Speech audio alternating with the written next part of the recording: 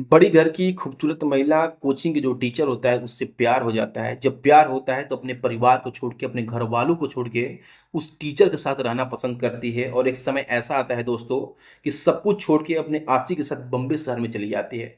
जब बम्बे शहर में जाती है तो सोचती है कि मैं तो यहाँ खुश रहूँगी, मैं तो अपने परिवार को छोड़ के आ चुकी हूँ, कोई भी चीज़ का टेंशन नहीं है।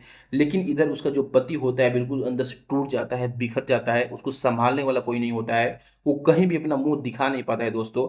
नमस्कार दोस्तों, मैं संकेत सिंह आपका स्वागत करता हूँ संकेत स्टोरी में और आशा करता हूँ स्वस्थ होंगे, अच्छे होंगे। आज जो क्राइम कहानी है, क्राइम घटना है, मध्य प्रदेश के सतना जिला होता है, उसमें एक बाबूपुर चौकी होता है, वहीं पर एक गांव होता है बडेरा। ये सच्ची घटना बडेरा से निकल के आ रही है। ये घटना जो होता है 11 जून 2025 को होता है।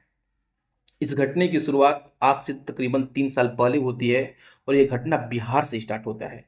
बिहार में एक मधेपुरा जगह होता है, वहाँ पे गाँव होता है, वहीं पे एक बहुत बड़े परिवार के लोग रहा करते हैं। और जो परिवार का मुख्य व्यक्ति होते हैं राजीव सिंह होते हैं। घर में किसी चीज़ की दिक्कत नहीं होता है, नौकर-चाकर होते हैं, सब कुछ होता है, गाड़ी-घोड़ा होता है।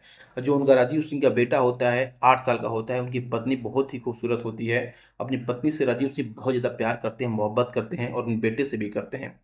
राजेश भी सोचते हैं कि जो बेटा है उसको अच्छा पढ़ाया जाए ताकि आगे चल के कुछ अच्छा कर लेगा तो मेरा भी नाम रोशन हो जाएगा और मेरे परिवार का भी नाम रोशन हो जाएगा। तो जो नज़दीकी मास्टर जी होते हैं उनसे संपर्क संपर्क करते हैं राजीव राजीव सिंह और संपर्क करने के बाद बोलते हैं कि आप मेरे बच्चे को पढ़ाने मेरे घर आइए ताकि ये मेरे बच्चे का जो भविष्य है अच्छा हो जाए। जो मास्टर जी पैसे की डिमांड करते हैं, इधर राजीव सिंह बोलते हैं मैं कहीं आपको ज़्यादा दूंगा, आप पहले मेरे बच्चे को अच्छे से पढ़ाइए। और जो पैसा होता है दोस्तों, राजीव सिंह बहुत सारा पैसा भी उस टीचर को देते हैं। टीचर घर पढ़ाने आता है तो देखता है कि एक बहुत ही खूबसूरत महिला है। जब उस महिला को देखता है तो आकर्षक हो जाता है। वो सोचता है काश ये मेरी बीवी होती तो बहुत अच्छा होता, मैं इससे बहुत ज़्यादा खुश रहता। वो हमेशा जब भी पढ़ाने जाता तो उस महिला को देखता, वो महिला जो थी उसकी नीयत में ऐसा कुछ नहीं था। जब कोचिंग खत्म हो जाता है तो उधर से चाय का जो कप होता है वो लेकर आती है, बोलती है मास्टर साहब ये चाय पी लीजिए। कोई भी व्यक्ति अगर किसी घर जाएगा तो चाय पानी तो पूछना अपना लाजमी है, कोई भी पूछता ही है। ये सिलसिला बहुत दिनों से चला रहा था। जब उस महिला को थोड़ा-सा खबर लगा कि जो ये टीचर है मेरे को देख रहे हैं, तो महिला है उसका भी मन कुछ पिघल गया और पिघलने के बाद अपना जो मोबाइल नंबर है दोनों लोग एक-दूसरे में शेयर किए और शेयर करने के बाद दोनों लोग कब एक-दूसरे के करीब आ गए। ना तो ये पवन सिंह को पता चला, ना ही ये कंचन को पता चला। और कंचन को इस चीज़ को समझदारी होनी चाहिए थी कि वो बहुत बड़े घर की महिला है और महिला के साथ-साथ एक बच्चे की माँ है, उसका शादी हो गया है। अब तो किसी के साथ गलत नहीं करे, लेकिन उस महिला को समझ में नहीं आया, उस टीचर के प्यार में पड़ जाती है, जिसका अंजाम बहुत ही बुरा होता है।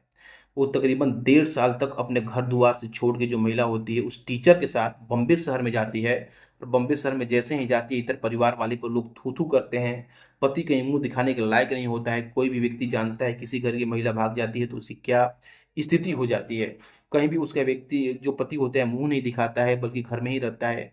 बच्चा तो अभी ना उसको कुछ समझ नहीं होता है, अपनी ज़िंदगी में खुश रहता है, लेकिन मम्मी की कमी हमेशा वो महसूस करता है।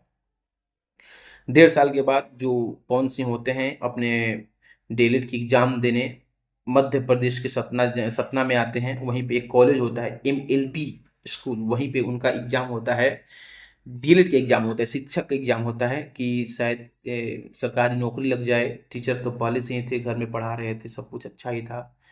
किसी चीज़ की दिक्कत परेशानी नहीं थी, वहाँ से टिकट करते हैं और आ जाते हैं एमपी और एमपी में आके एलबी कॉलेज के पास जैसे एंट्री करने वाले होते हैं तो सामने देखते हैं कि राजीव सिंह और उनके बहुत करीबी मित्र वीरेंद्र सिंह खड़े होते हैं। जब उनको देखते हैं पवन सिंह तो देख के चौंक जाते हैं, उनका रोंवा खड़ा हो जाता है। वो सोचते हैं शायद कुछ बड़ा होने वाला है, ये लोग कुछ मेरे को बड़ा करने वाले हैं, मारने वाले हैं।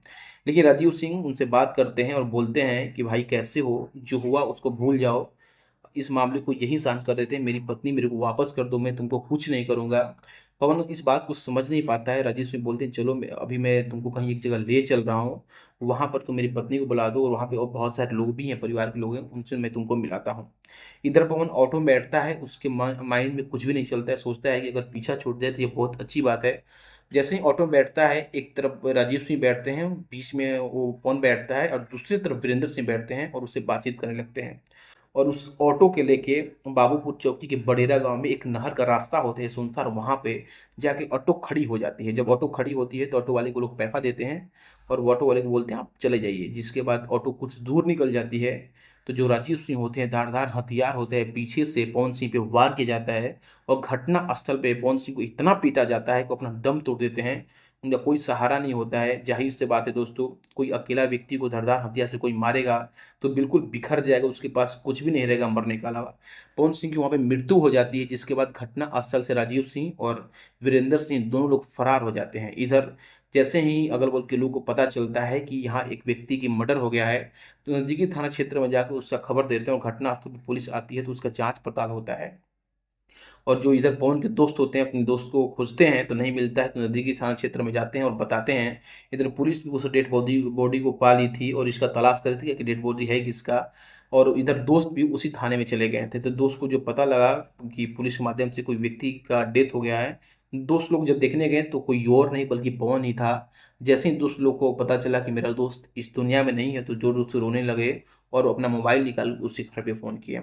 इधर पुलिस जो थी अपने तरीके से इस घटना को हैंडल कर रही थी और हैंडल करते करते वो सोच रही थी आखिर कौन मार सकता है, उनसे पूछती है, दोस्तों से पूछती है, तो दोस्त जो होते हैं दोस्तों बताते हैं इनका दुश्मनी पहले से राजीव सिंह से था, शायद राजीव सिंह ऐसा कुछ कर किए होंगे।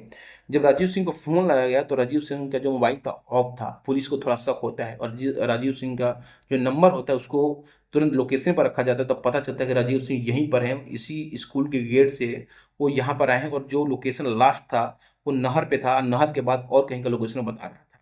तो पुलिस समझ जाती है कि जो पूरा खेला होता है राजीव सिंह ही की है। और पुलिस अपने तरीके से इस घटना को जांच करती है तो पता चलता है कि एक वीरेंद्र सिंह भी है और वीरेंद्र सिंह को पुलिस फौरन पकड़ लेती है। जो वीरेंद्र सिंह से कड़ी तरीके से पूछताछ होता है तो पता चलता है कि वीरेंद्र सिंह और राजीव सिंह दोनों लोग मिलकर उस पवन का हत्या कर दिए हैं। और हत्या करने का वजह बस ये होता है कि वो उसी घर की महिला को लेकर 1.5 साल से बाहर रह रहा था, घर की इज्जत तबाह कर दिया था। इसके बाद चारों तरफ हाहाकार मच जाता है और वो राजीव सिंह घटना स्थल से भाग जाते हैं। और जो महिला होती है बम्बई में अकेली होती है, उसका कोई सहारा नहीं होता है। अब उसका क्या होगा नहीं होगा दोस्तों ये तो आगे की बात है, लेकिन अभी की फिलहाल घटना यहीं पर स्थगित होती है। आपको इस घटना के माध्यम से दोस्तों कमेंट बॉक्स में क्या कहना है बता सकते हैं, लेकिन पूरी कहानी पूरी घटना बनाने का मतलब आपकी भावनाओं को ठेस पहुंचाना नहीं, आपको आहत करना नहीं, बल्कि आपको जागरूक करना मेरा काम है। अगर इस कहानी से किसी को ठेस पहुंच रहा है तो मैं उससे हाथ जोड़ के माफी मांगता हूं दोस्तों। इसके साथ नमस्कार।